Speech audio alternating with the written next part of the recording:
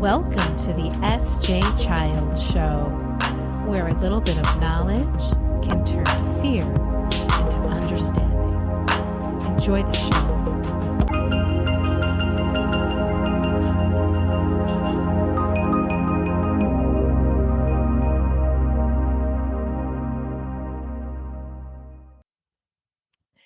Hi, and welcome to the S.J. Child Show. Today, I have a fantastic, exciting guest that we are going to have a really engaging conversation.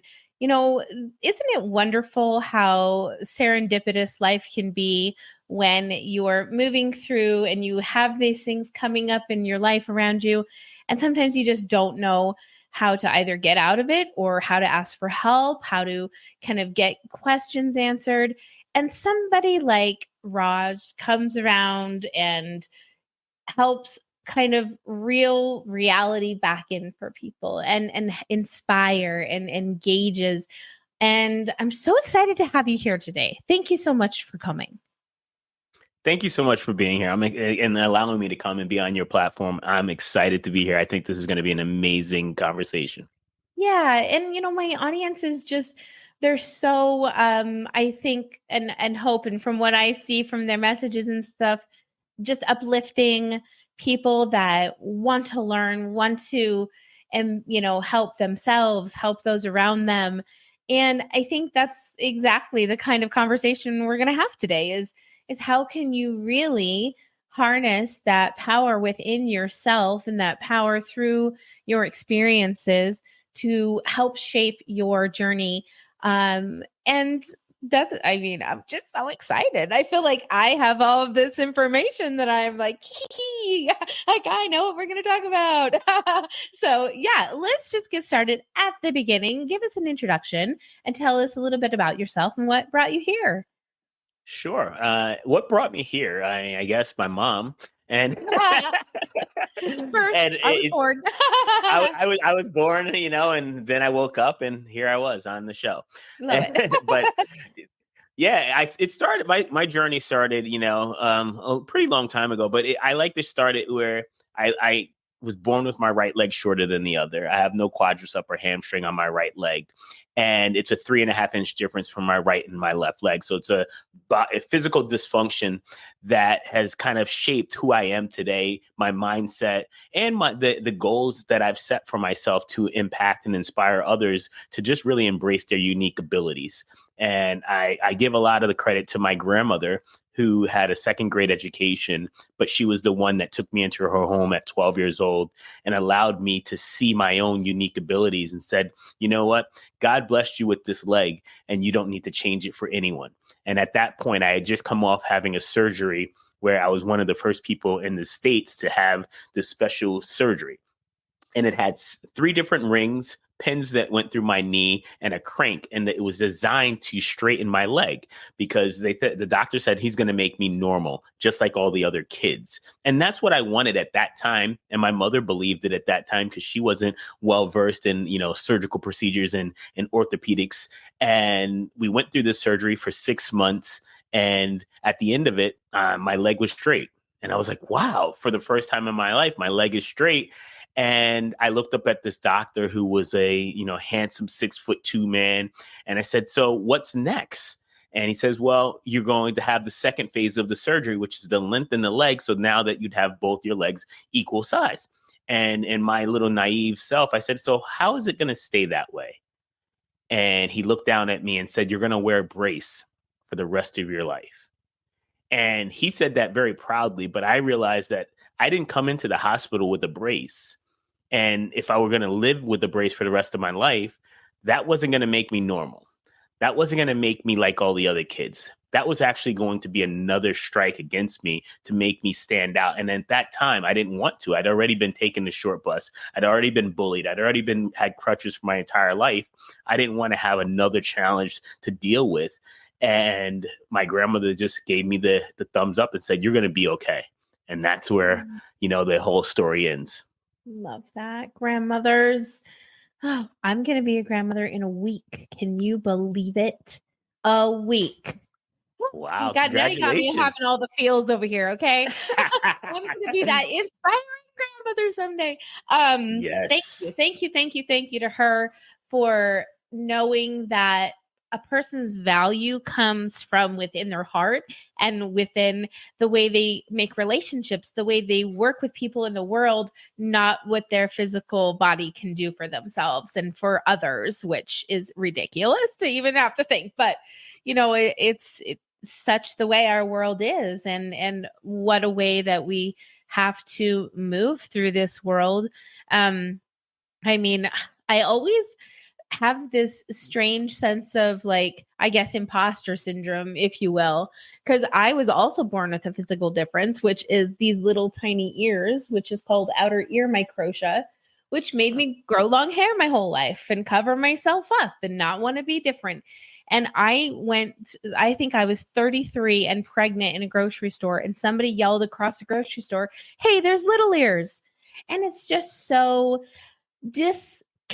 You're just like, are you kidding me? Like, haven't we gotten far enough in society that, like, I can just be known as my name and not for the difference that you see in one of us? And I know that, the lengths that people can go to I don't know why to be that way. But I think that the strength that comes from the resilience that comes from realizing that those things aren't who the people who matter most in my life, those are the things they love about me the most.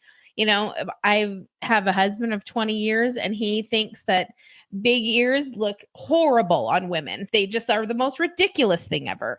And I mean, that's just the sweetest thing that could ever be for me, because he's just acclimated for so long. So, I think that we find those people that accept us for who we are. And those are the people we keep in our lives, and try not to, let those other ones enter our perceptions of things. Absolutely. 100%. Yeah. Sorry, I just spent my podcast on my own podcast there. Telling my story. No, so when did this kind of deciding that you were going to make it a career for yourself, when did that begin, and what did that look like? So it goes a little bit. High school was tough for me, just kind of navigating. And so I had to find something that really would help me have some self-esteem, some confidence. And I started working out at 14. And I started to lift weights and do push-ups and just really get into my physical body, because I felt like if I had this disability, I was going to strengthen my body as best as possible so I could be resilient and strong throughout the process. And in doing so, I fell in love with fitness, and I fell in love with being in the gym, and I fell in love with inspiring people. People would always come to me, "Wow, I can't believe you could do that many pull-ups," or, "Oh, you're so strong." And before you knew it, I was a personal trainer. And I started to really just work with a lot of different people, from athletes to actresses. And I was in New York at the time living, and then I went to Manhattan and started that part of my career. And I just love coaching. My style of fitness was not about reps and sets and lifting weights and losing weight. It was really about the 6 inches between your ears. It doesn't matter what the transformation you want to create. It starts with your intention and your thoughts. And when I figured that out, I was like, okay, I want to work with youth. That's the at-risk youth and kids who are struggling. And then we have, I went on to create a great career for many, many years, almost 16 years, and as a trainer. And then we hit COVID, and I had to close my gyms. And I closed my gyms, and I was sitting at home kind of going through my own little depression and saying, hey, whoa me. I can't believe this happened. I lost my business. And my wife says, take a couple of weeks, and I want you to just redirect. Focus on what it is that you would have wanted to do if you didn't have the gyms, if you didn't start that process. And it went right back to, wow, that little kid named Rahz who was getting bullied and getting picked on. I wish I would have been able to have somebody to tell me, hey, here are the secrets to understanding yourself, to understanding how to become successful, utilizing the power of your mind. And I wrote my book in like 2 weeks called Student Success Secrets. And it was a book that I needed to read at 13 because I didn't have a father. I didn't have a role model. I didn't have anybody in my life that was willing to say, hey, you know what, Rahz, here is the path you take to success. Here's how you go from a boy to a man. And I know there are a lot of young boys out there that are struggling with not having a mentor, not having a father. And I wrote the book, and that's a long story short, 3.5 years now, I've been just dedicated to making an impact and inspiring and motivating youth. I love that. And youth are it's such like a wonderful place to put your intentions and work into. I believe that the earlier we teach children how to foster a love for one another and human and dignity, the easier the path will be for all of them to bound together and realize that we all should have each other's backs as humans and not be so divisive and that social media doesn't help. But I love that you're starting with the youth, because that is our future of our world and our society and communities. And I think that's where all the focus should really go, because even today in our era, they're getting so much more information at such higher speeds than we could even perceive as adults that we are, because we never received that kind of information as fast as they did. They're way ahead of us. And a lot of us as adults can't step into that mindset, can't believe, can't imagine that these young kids as early as, 10, 8, 9, 10, 12, like they are so smart, and because their processing speeds are enormously different than ours.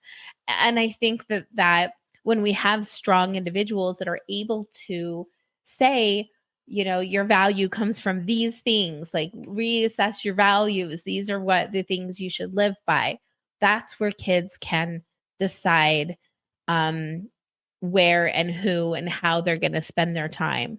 And it's so important. And even just as a mom, do you have kids yourself? I do. I have two step boys, Okay. 20 and 24. I came into their No lives at 9 and kidding. 12. You look a little too Yeah. young for those two ages. Mine's 24 as well. I just said I'm going to be a You look grandma, and great my as well. stepdaughter's 24 as well. So I get that. And I feel like, and I have a 12 and a 14-year-old. And I feel like, I've been in this parenting game for quite a long time here.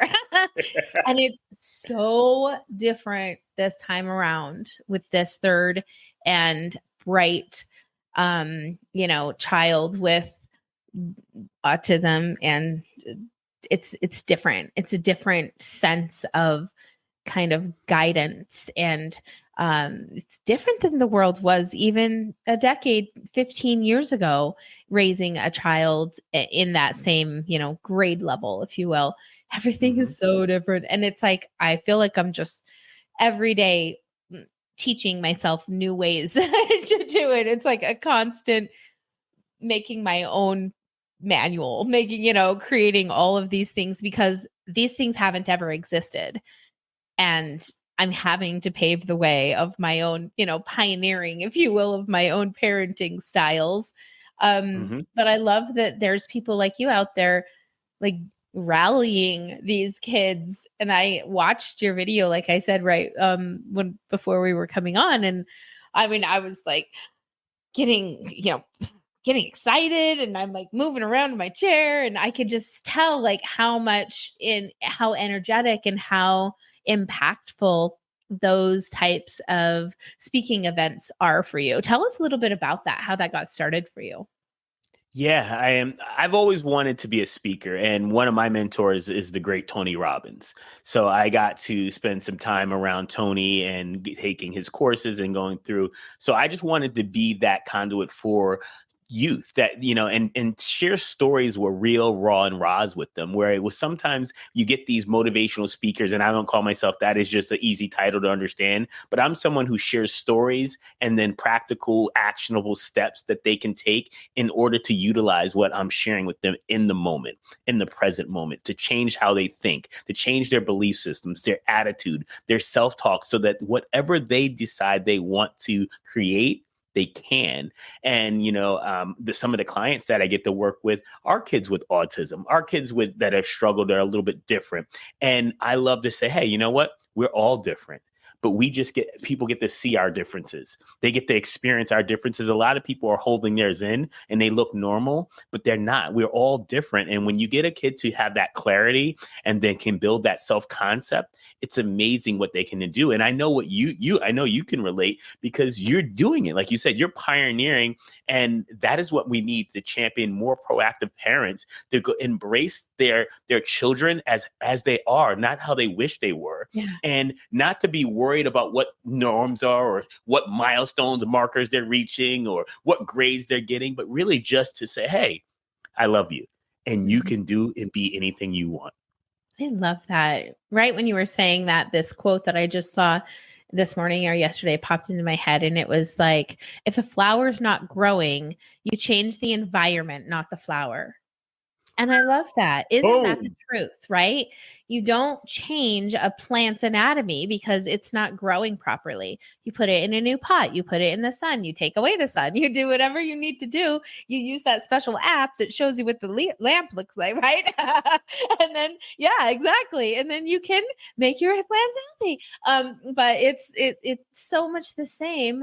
And I think that as a third, I'm going to call myself a third time parent here, that is something that maybe I didn't have sight of and didn't know and didn't have those perceptions of that first time around 24 years or 20 years ago. But moving forward, how much I've learned since then, and the style that I want to raise my children in is, I hope, something that they take with them, raise their children this way, instead of, and of course they'll have to morph it to whatever's best for them and their lifestyle. But I hope that it's something that is taken generationally, like when you break that generational like abuse pattern, I hope that it continues in a good pattern. Like, is that a possibility? Is it a possibility to break the pattern and then restart a whole new trend, if you will, in your family's life? And so I hope that's something that's possible. I think it absolutely is. It's if I didn't, I couldn't do what I do. I believe that we all have, and I don't blame any parent. When you first go at it, you really didn't know. They don't come with a program book or a playbook or a manual, right? You just kind of learn. And who do we learn from? We take the programming from our parents. And if we don't decide to break that cycle, as you said, then we're going to be, I know I had to in my house because I came from a family that were yellers and they would just scream and they believed that authority came from tonality. And they would, and I was like, I don't want to be that. I don't want my kids to fear me because of the tonality. I want to be able to set expectations and say, hey, let's have a conversation. We agreed on this. And I tell parents all the time, hey, we set the frame for how our children will decide to do things. And if they're either going to fall in line or they're going to fall out of line, but either way, it's on us to correct it and be open-minded to why. Yeah. Yeah.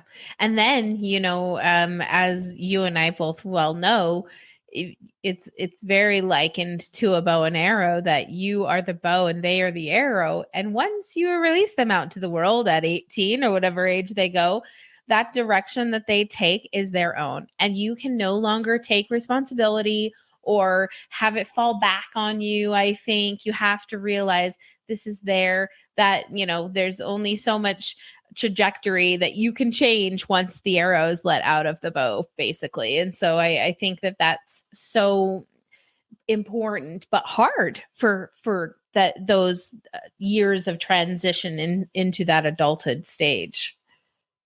Yeah. We have to, I'm sure you, cause you already have, I have a 20 and a 24. So I don't feel like I'm responsible for them anymore. I have got them to that level. I want them to thrive, but I know that, and I tell my wife this all the time, these boys have to fall down. And when they fall down, we cannot go and pick them up. They got to dust themselves off, figure out what size Band-Aid to put on and keep it moving. Because if we keep doing that, we're actually not allowing them to grow. We're not allowing them to evolve into the men that they need to become for their families. And it's so essential to not do that today. And a lot of parents I see, they still kind of think that, they're a reflection of them. It's not. You did your job. Release and let them go and become their own person. Exactly. And I think that we had a separation where we were disconnected for a long time with our oldest, and we had to come to that conclusion that this wasn't our fault that this ended. This wasn't our decision. We're still putting in all the effort. Like if it's not being reciprocated, that's not our like duty to, feel responsible for anymore. But it's also you have to take a step back like you're doing and realize, okay, well, there's two other young ones here that need all of the attention, that need all of the direction, all of the, support. And, support can show up in so many different ways.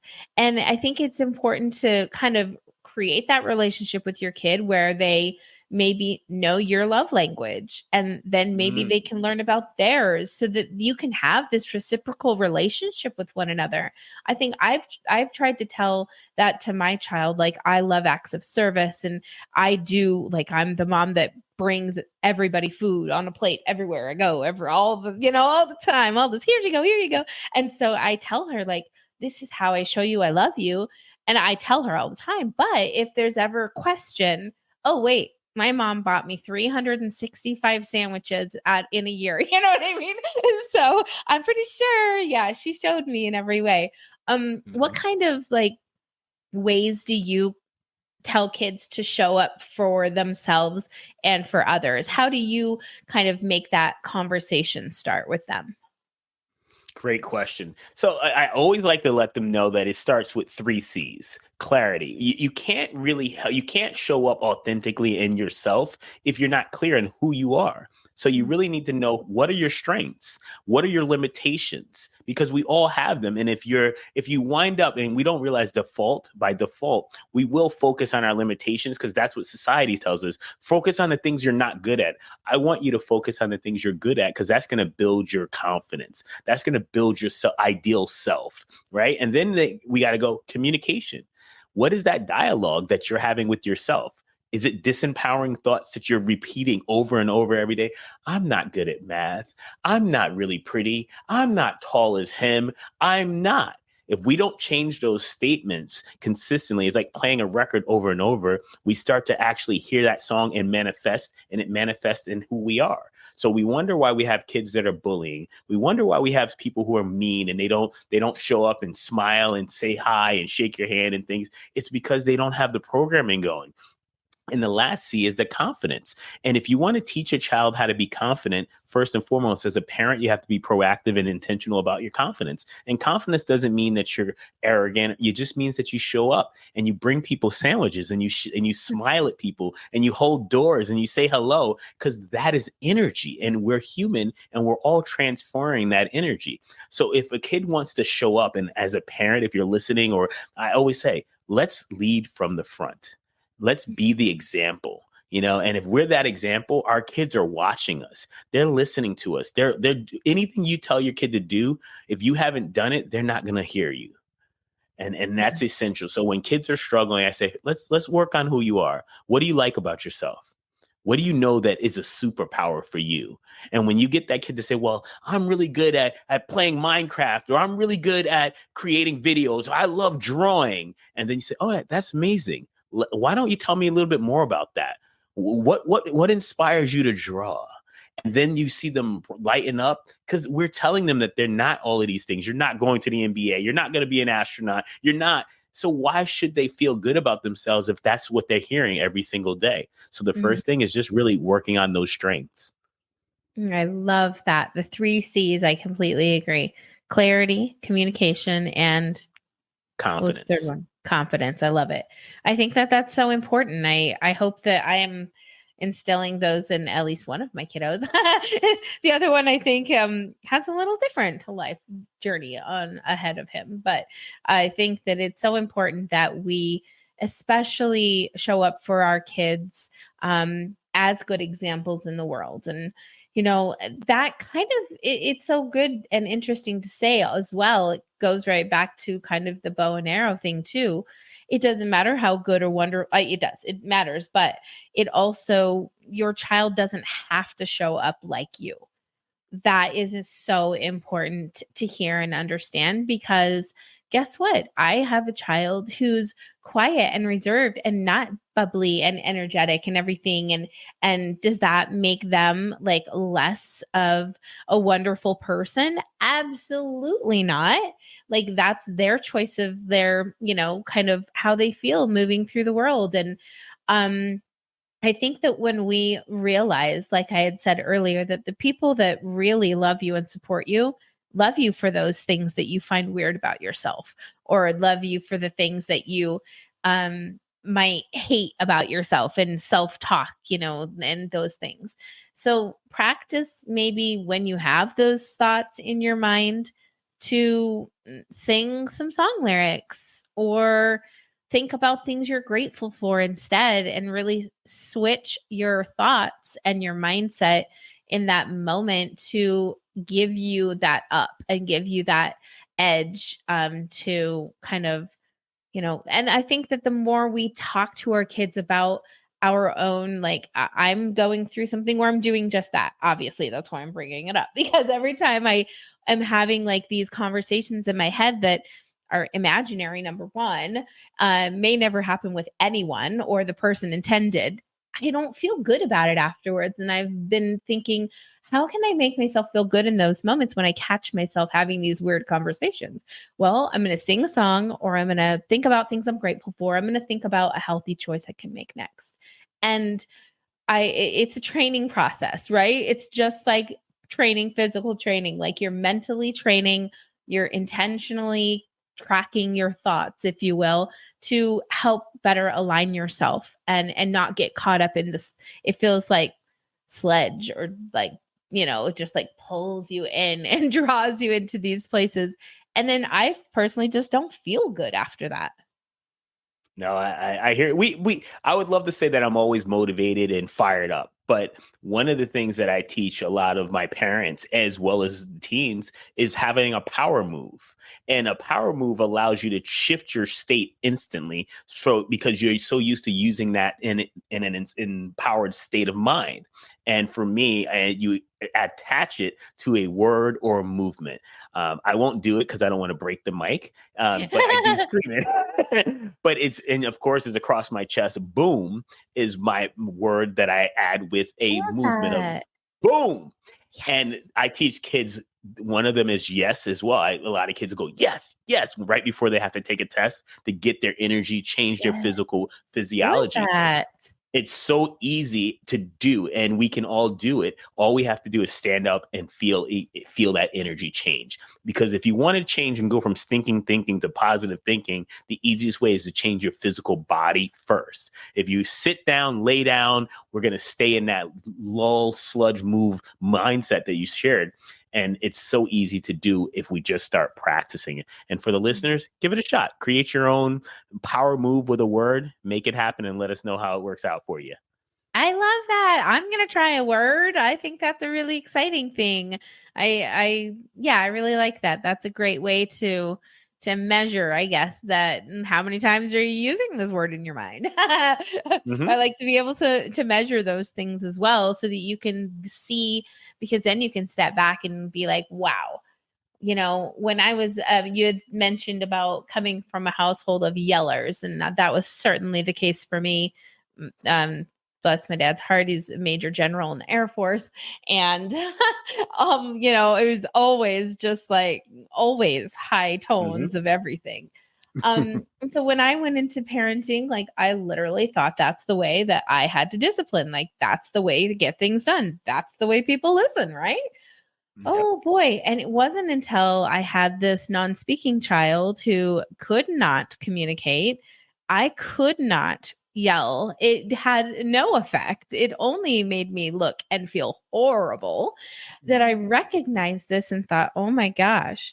So kind of the same way, I said to myself, every time I yell, I'm going to yell, I'm going to yell right now. And then soon enough, it got to sound so ridiculous coming out of my mouth that I was just like, okay, I'm over this, And I mean, that was a decade or more ago, 15 years at least ago. And so long ago that I'm so happy to say that I don't even remember what that person was like, really. Like I don't know how I lived my life that way for so many years. I don't even remember what that feels like. And I wouldn't want to go back there either, right? Absolutely not. These little tests we have to give ourselves, the universe gives us, or, whoever you believe that is your higher power of support, and just being able to just understand that really that power ultimately comes from within yourself, and how to settle with yourself and find that, like, because nobody else is going to yell your special word for you. You have to do it yourself. You've got to take accountability and responsibility for that, to change that. Absolutely. You got to put your mask on first before you can help anyone else. Yes. 100%. It's so fun talking to you. I mean, we already knew it was going to be a great conversation. So what's new? What's coming up? Anything exciting in the pipeline? Yeah, I mean, I'm a creative person, so I'm always setting goals to really kind of focus on the mission. The mission is to inspire and motivate 1 million teens to master the 6 inches between their ears. So in doing so, I started a empowered parenting masterclass. I'm going to be doing twice a month, really just to empower parents to really step into their own unique parenting style and figure out their own parenting journey, so that they don't have to conform. They don't have to accept what other people believe is their norms, and they really can have the opportunity to really embrace parenting their unique child. And that's what I'm excited for throughout the summer, and just really speaking as much as possible on resilience and on just anger management, all of the topics that really get me all jazzed up, and I love studying and learning about. Oh my gosh, I agree. And I'm really excited to follow your journey. And maybe, if you ever come through Salt Lake City, Utah, we can, say hello and Absolutely. talk about how much we've grown since we've seen each other last. For Because I think sure. that's the kind of people we are, always on the path to be our next, we don't compete with anyone but our last selves, and get to our next best place we can be. For sure. 100% agree. You can, for those of you who are listening and not watching, tell us where we can find you and how to go see you on social media, your website, all that good stuff. Yeah. For a lot of you, it's my name, Rahz Slaughter. That's where you can find me on Instagram, Facebook. I have a private Facebook group called Parents United, and as well. And if you have a teen and you want to just check out the blog, it's the unstoppableteenager.com. And that's my blog specifically for parenting, all things parenting and teen motivation. I love that. Oh my gosh, that's wonderful. Well, thank you so much for your time today and all of your work you're doing with youth and with the adults. The adults are learning too, and sometimes isn't that the great thing when the youth can come home and teach the adults what they learned? Absolutely. And then they can take a little bit of a slice from that pie and take it for themselves. So go parents. Absolutely. Yay. Go teens. That's what we want today. So yeah, thank you so much. It's been so much fun having you here, and I really look forward to staying in touch. 100%, Sarah. Thank you so much. I appreciate you. Have a wonderful rest of your day. Thank you.